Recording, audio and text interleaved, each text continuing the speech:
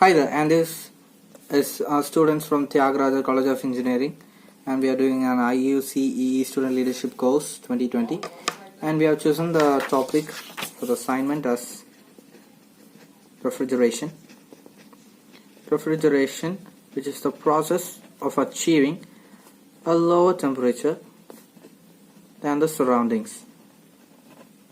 And while speaking of refrigeration, we have four main components in refrigerations, and the four main components are as listed in this cycle, which is nothing but the compressor, condenser, the expansion valve, and the evaporator, and which may be represented by a very good schematic diagram as shown here.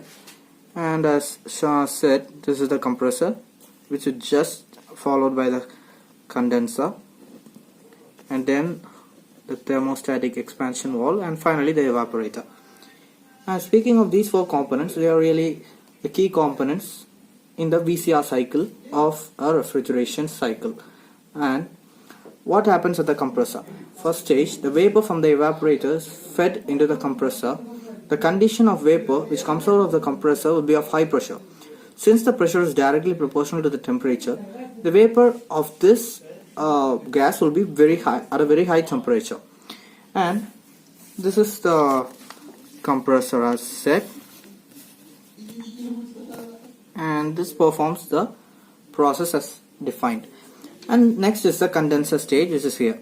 And the condenser stage is nothing but a series of tubes, and as the name implies, in this series of tubes condensation takes place, which is nothing but the conversion of vapor to a liquid. And here to note, there is only phase change and there is no temperature change here. So phase change takes place, no temperature change is taking place here in the condenser, which is the second stage. And next is the thermostatic expansion valve. And here the expansion valve, which is a small hole as said here. This is the expansion valve, which you can see here. And at the expansion valve, what happens is the pressure and the temperature drops abruptly, so that we get a cold and a low pressure liquid.